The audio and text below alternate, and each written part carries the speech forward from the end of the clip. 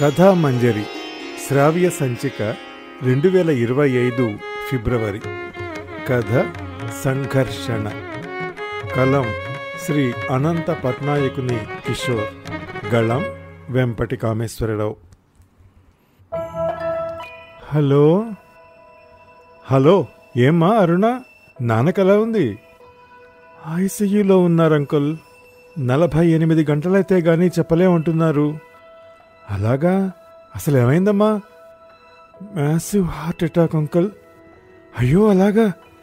నిన్నేమైనా సుస్థి చేసిందా? లేదంకుల్, నిన్న రోజంతా నార్మల్గానే ఉన్నారు. నిన్న సాయంత్రం నాతోనూ బాబుతోనూ కూడా మామూలుగానే మాట్లాడారు. రాత్రి 7:30 సమయంలో ఎప్పట్లాగే 2 పుల్కాలు తిని కారిడార్లో కాసేపు వాకింగ్ కూడా చేశారట. 9ంటికి పడుకున్నారట. రాత్రి 1 గంటప్పుడు అమ్మ ఫోన్ చేసి, నాన్నగారికి ఏదో బాలేదమ్మా, నువ్వు వెంటనే రాగలవా అంది. నేను కృష్ణ వెంటనే వచ్చాం. వచ్చేసరికి నాన్న బాగా ఆయాసపడుతున్నారు, మాట్లాడలేకపోతున్నారు. కృష్ణ నేను వెంటనే కారులో తీసుకొచ్చి ఇక్కడ అడ్మిట్ చేశాం. టెస్ట్లన్నీ అయ్యాక ఐసీయూలో పెట్టారు. యాంజియో ఏమైనా చేశారా? బైపాస్ చేయాలంటున్నారు అంకుల్. బీపీ షుగర్ ఎక్కువగా ఉన్నాయట. కొంచెం కంట్రోల్లోకి వస్తే చేస్తామన్నారు.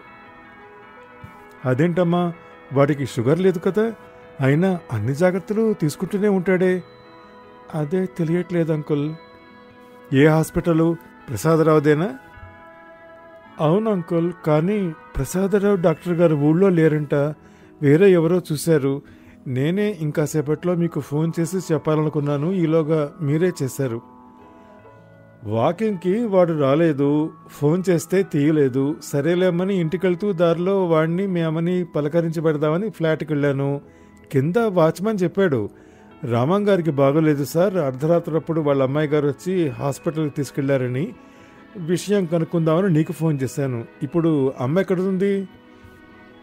ఇందాకే ఇంటికి పంపించాను అంకుల్. స్నానం పూజ చేసుకుని వస్తానంది. సరే, నే కూడా పూజ అది చేసుకుని మీ ఆంటీని తీసుకొస్తాను. మేము మధ్యాహ్నం వరకు ఉంటానులే, నువ్వు ఇంటికి వెళుదువు గాని. సరే అంకుల్. తమ్ముడికి తెలిసిందా? రాత్రే చెప్పాను అంకుల్. ఆ టైంలో వాళ్ళకి పగలు కదా, కంగారు పడుతున్నాడు. గంటకి ఫోన్ చేసి అడుగుతున్నాడు. సర్లే. ఫోన్ కట్ చేశారు శంకరం గారు. శంకరం గారు అనబడే ఈ శంకర నారాయణ గారు, రామం గారు అనబడే రామ్మూర్తి గారు, గురుమూర్తి గారు అనబడే మరో పెద్ద ఆయన ప్రసాదరావు గారు అనబడే డాక్టర్ ప్రసాదరావు గారు బాల్య స్నేహితులు.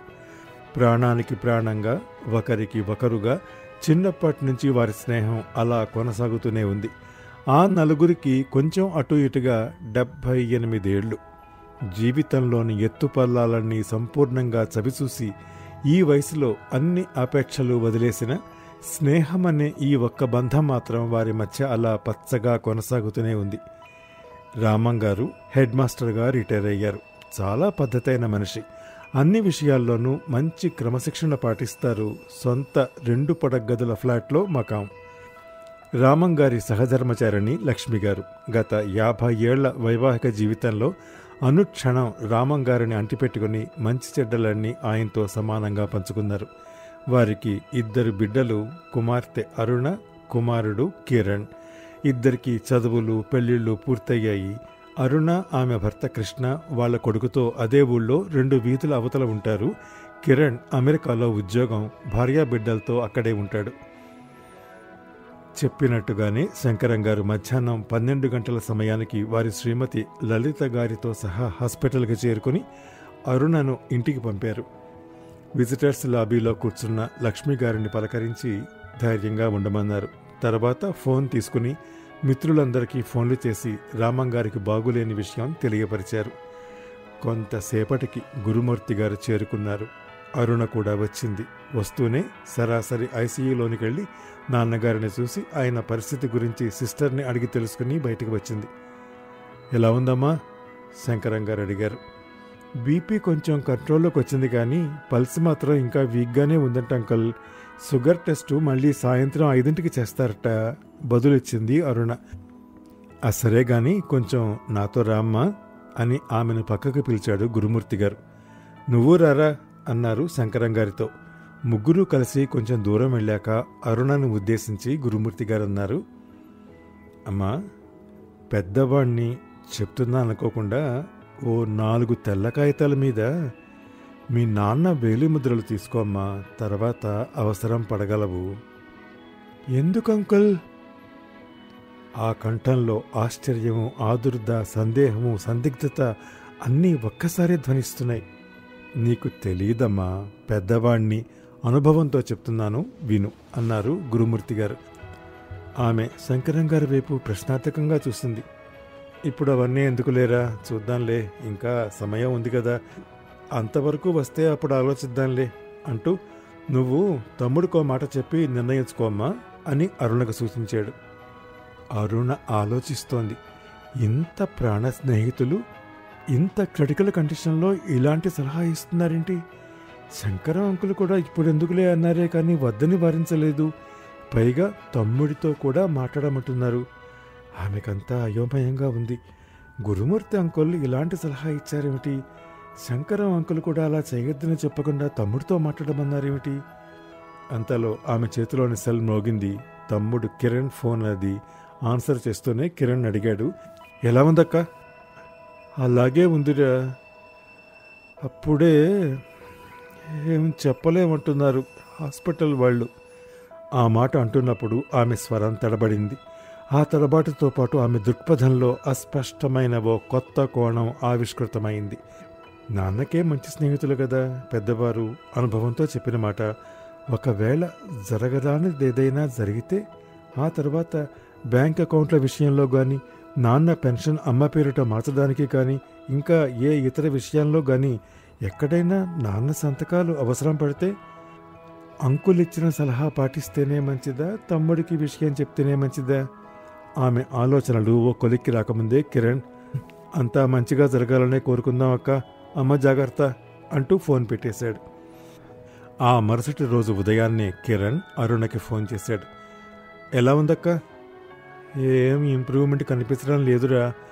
ఆక్సిజన్, ఐవీ ఫ్లూయిడ్స్ ఇవ్వటం, మానిటర్ చేయటం మినహా ఏం చేయడానికి లేదంటున్నారు. వీ హ్యావ్ టు వెయిట్ అంటున్నారు. నిన్న సాయంత్రానికి ప్రసాదరావు డాక్టర్ గారు వచ్చి చూశారు. ప్రమాదం లేదనడానికి లేదమ్మా, his condition is critical but stable, deteriorate అవ్వటం లేదు లక్కీగా. కానీ అప్పుడే ఏం చెప్పలేం. ఓ డాక్టర్గానే కాకుండా ఓ చిన్ననాటి స్నేహితుడిగా నా శక్తి మేరకు ప్రయత్నిస్తాను అన్నారు. ఇంతకీ నువ్వెప్పుడు బయలుదేరుతున్నావు? అదే అక్క, నాకు ఇక్కడ చాలా హెక్టిక్గా ఉంది. వర్క్ ప్రెషరు చాలా హెవీగా ఉంది. ఇప్పుడు నేను చేస్తున్న ప్రాజెక్టు వచ్చే వారానికంతా కంప్లీట్ చేయాలి. అలా అంటే ఎలారా?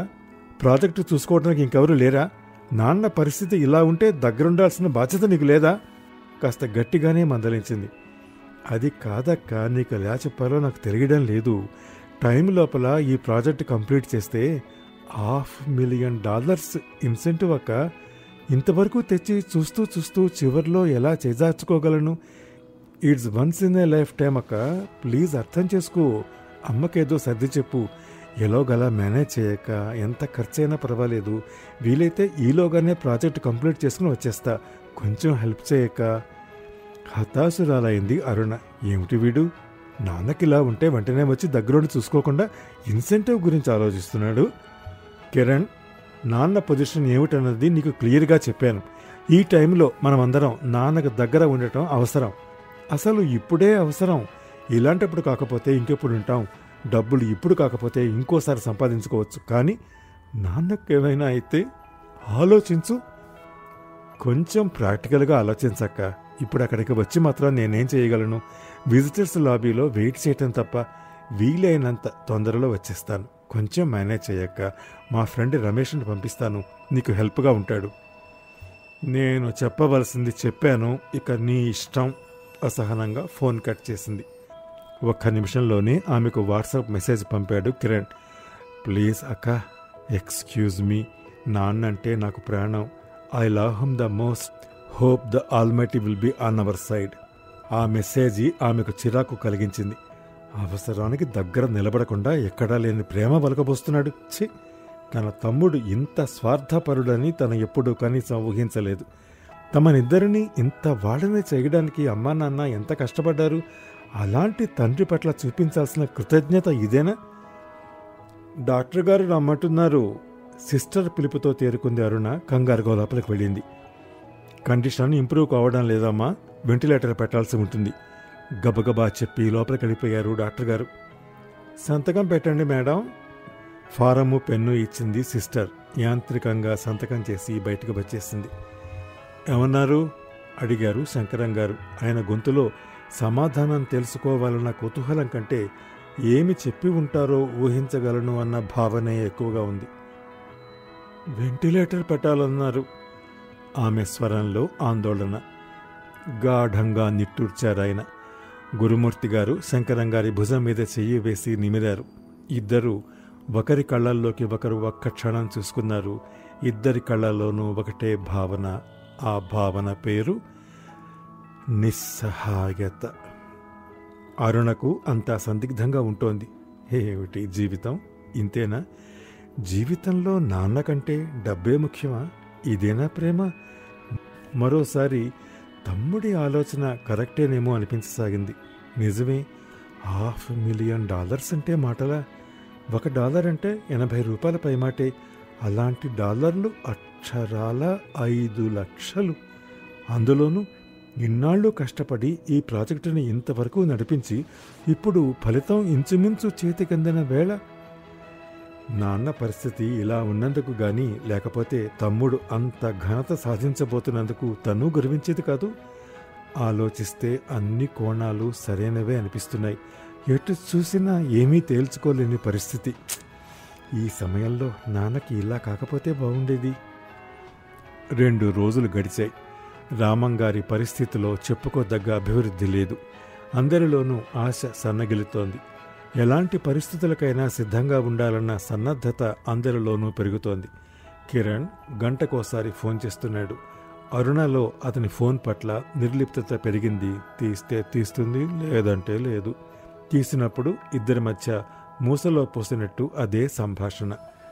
ఆ రోజు మళ్ళీ కిరణ్ నుంచి కాల్. నిరాసక్తంగా ఆన్సర్ చేసింది అరుణ. అక్క, గుడ్ న్యూస్. నా ప్రాజెక్టు కంప్లీట్ అయింది. సాయంత్రం బయలుదేరి వచ్చేస్తున్నా. అంతా బాగానే ఉంది కదా? సరేరా అనేసి కాల్ కట్ చేసింది.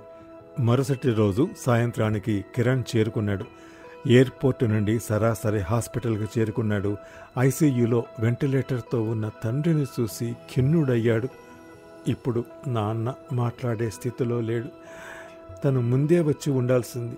తప్పు చేశానా అన్న భావన అతన్ని కృంగదీసింది. తల్లి దగ్గరకు వెళ్ళాడు. ఆమె అతన్ని చూసింది, కానీ ఆమెలో ఏ భావన లేదు. అనుక్షణం తన భర్త క్షేమంగా తిరిగి రావాలని భగవంతుని ప్రార్థించటం మినహా ఆమె మనసులో మరో ఆలోచన లేదు. అరుణ దగ్గరికి వెళ్ళాడు. నన్ను క్షమించక్క. ఇప్పుడు అవన్నీ ఎందుకు? పోనీలే, సమయం మించిపోకుండానే రాగలిగావు. ఆత్మీయత, అవహేళన కలిపిన ఆమె మాటలో ఉంది. డాక్టర్ గారు పిలుస్తున్నారు. సిస్టర్ చెప్పడంతో అక్కా తమ్ముళ్ళు ఇద్దరూ లోపలికెళ్ళారు.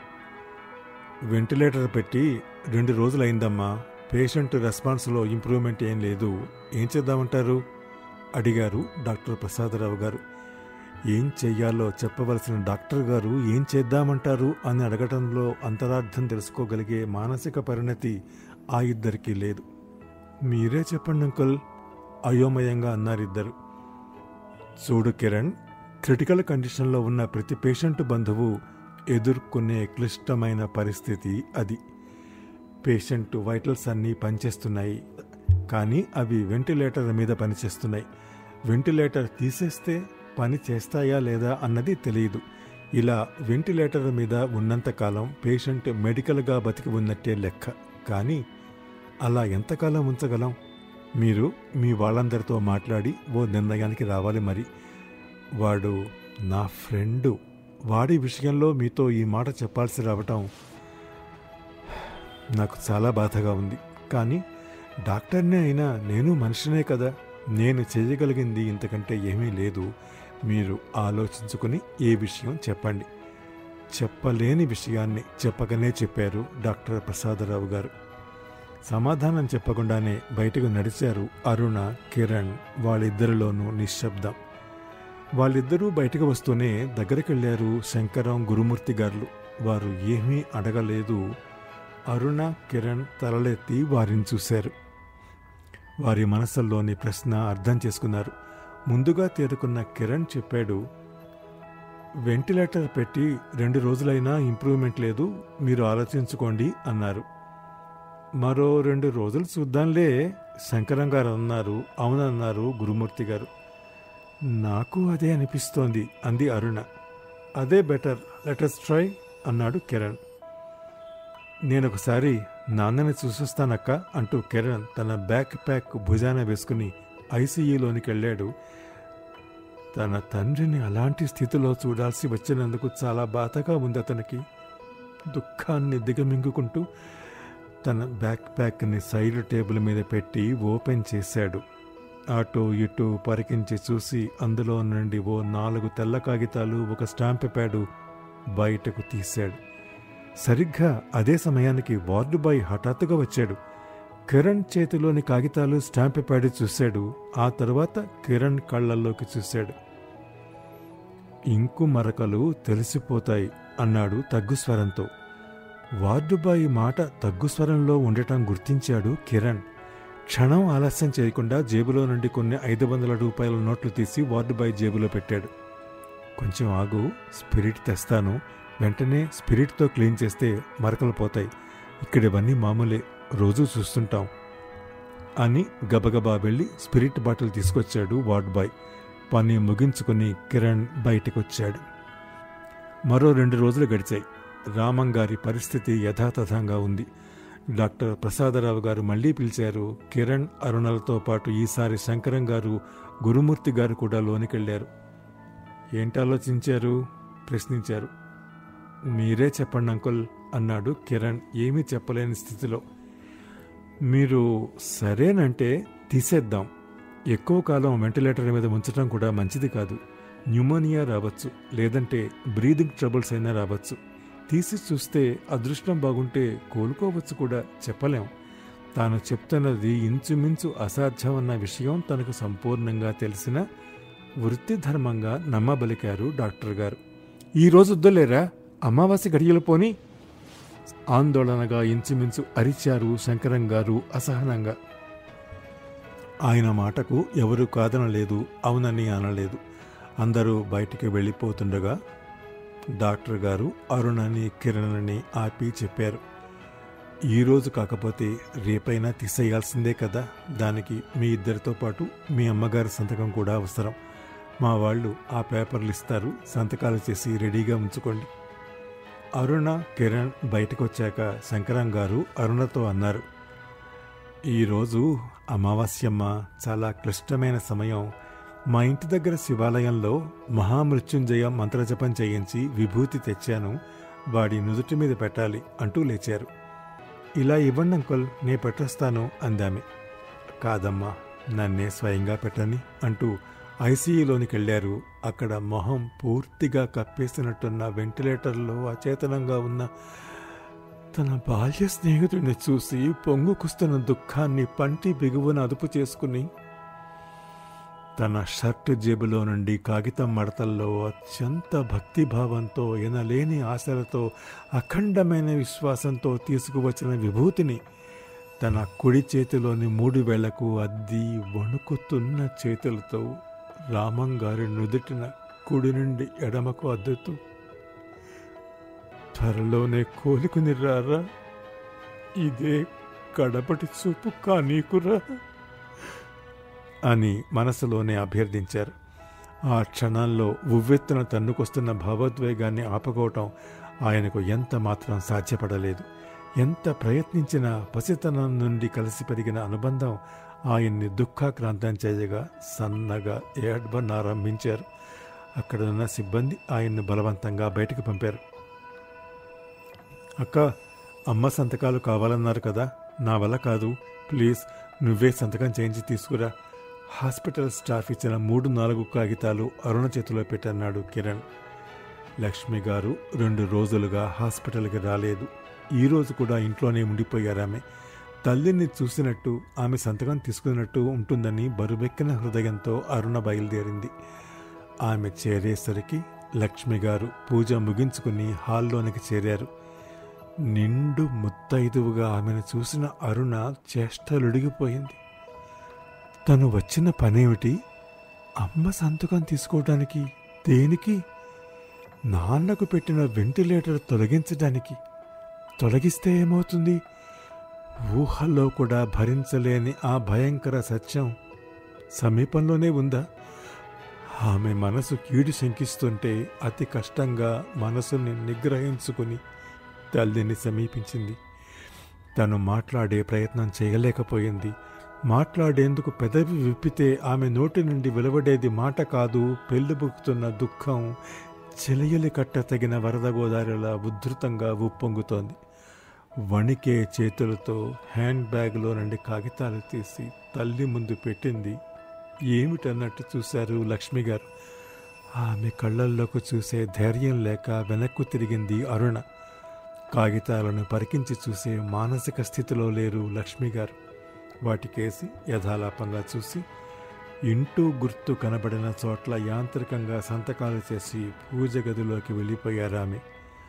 ఆమె చేసిన ఒక్కో సంతకం ఆమె భర్తపై ఆమె జారీ చేసిన మరణ శాసనం అన్న విషయం గుర్తెరగలేదు ఆమె.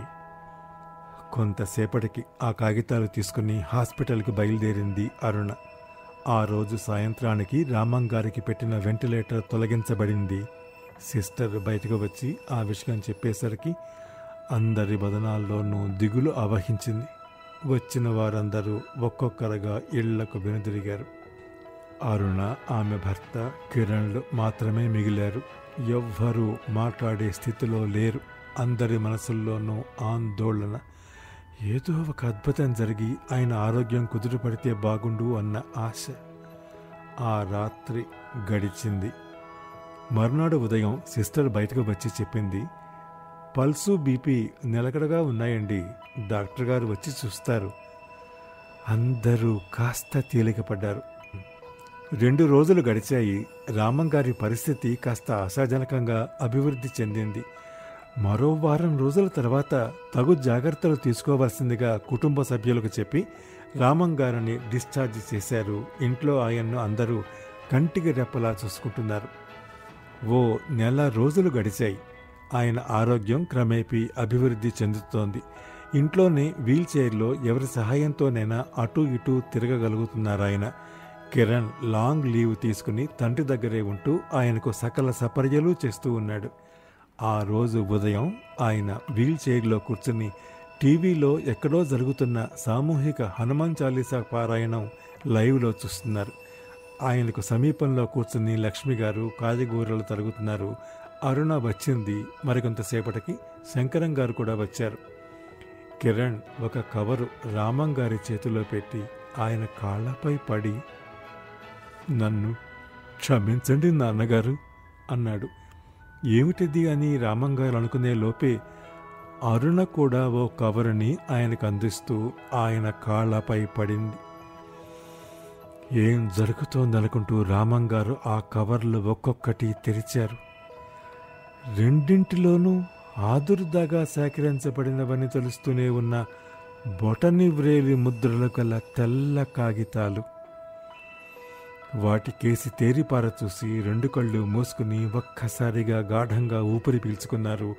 ఆ ఉచ్ఛ్వాస నిశ్వాసల వెనక ఆయన కళ్ళ నుండి 2 కన్నీటి బొట్లు జాలువారాయి. కుతూహలంగా దగ్గరకు చేరిన లక్ష్మిగారి చేతికి వాటిని అందించారు. అది గమనించిన శంకరం గారు రామంగారి దగ్గరకు చేరి ఆయన భుజం మీద చేయి వేసి, ఇందులో వాళ్ళ తప్పేం లేదురా, ఆ సలహా ఇచ్చింది మేమే, అప్పుడున్న పరిస్థితుల్లో అంటుండగా రామంగారు తన భుజం మీద ఉన్న శంకరం గారి చేతిని తన కుడి చేత్తో తాకి ఆయనకేసి మెల్లగా చూశారు. ఆ చూపులో విమర్శ కానీ ప్రశ్నార్థకం కానీ లేవు. ఆ స్పర్శలో జరిగిన సంఘటనకు ఆమోదం ఉంది. లక్ష్మిగారి వైపు చూసి అస్పష్టంగా ఏదో సైగ చేశారాయన. అర్థమైనట్టుగా లక్ష్మిగారు లోనికెళ్ళి బీరువాలో నుండి మరో కవరు తెచ్చి ఆయనకు అందించారు. ఆయన దానిలోని కాగితాలు బయటకు తీసి కిరణ్, అరుణలిద్దరికీ చేతిలో పెట్టారు.